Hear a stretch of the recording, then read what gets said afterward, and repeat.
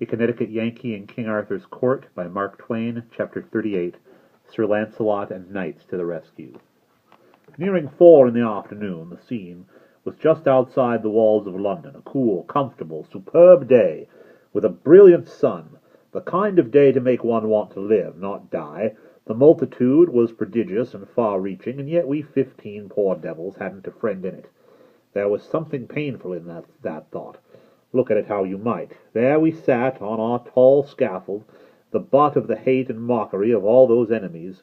We were being made a holiday spectacle. They had built a sort of grandstand for the nobility and gentry, and these were there in full force, with their ladies. We recognized a good many of them. The crowd got a brief unexpected dash of diversion out of the king. The moment we were freed of our bonds, he sprang up in his fantastic rags, with a face bruised out of all recognition, and proclaimed himself King Arthur of Britain, and denounced the awful penalties of treason upon every soul there present, if hair on his sacred head were touched. It startled and surprised him to hear them break into a vast roar of laughter.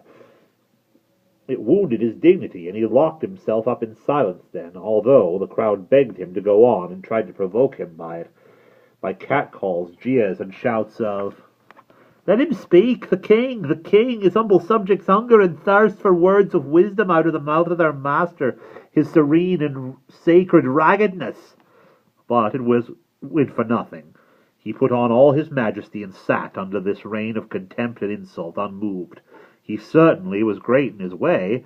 Absently I had taken off my white bandage and wound it about my right arm. When the crowd noticed this, they began upon me. They said, "Doubtless this sailor man is his minister. Observe his costly badge of office."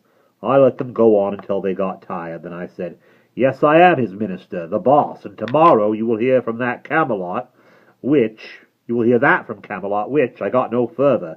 They drowned me out with joyous derision. But presently there was silence, for the sheriffs of London, in their official robes with their subordinates, began to make a stir, which indicated that business was about to begin. In the hush which followed, our crime was recited, the death warrant read, then everybody uncovered, while a priest uttered a prayer. Then a slave was blindfolded, the hangman unslung his rope. There lay the smooth road below us, we upon one side of it, the banked multitude walling its other side, a good clear road, and kept free by the police. How good it would be to see my 500 horsemen come tearing down it!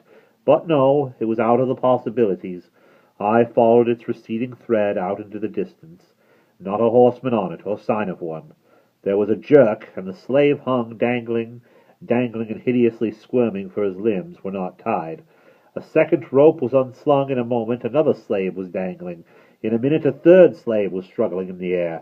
It was dreadful. I turned away my head a moment, and when I turned back I missed the king.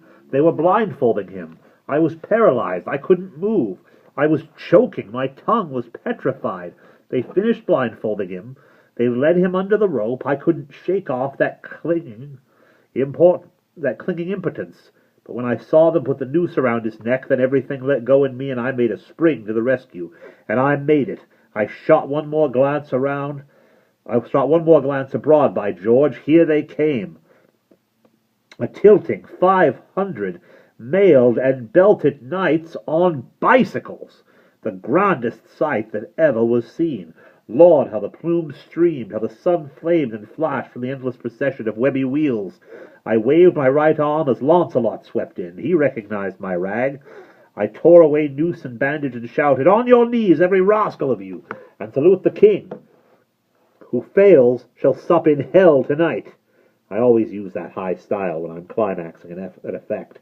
Well, it was noble to see Launcelot and the boys swarm up onto the scaffold and heave sheriffs and such overboard, and it was fine to see that astonished multitude go down on their knees and beg their lives of the king they had just been deriding and insulting. And as they stood apart there, receiving this homage in rags, I thought to myself, well, really, there is something peculiarly grand about the gait and bearing of a king after all. I was immensely satisfied. Take the whole situation all around, it was one of the gaudiest effects I ever instigated. And presently up comes Clarence, my own self, his own self, and winks and says very modernly, "Good deal of surprise, wasn't it? I knew you'd like it. I've had the boys practicing this long time, privately, and just hungry for a chance to show off." And that is the end of chapter 38.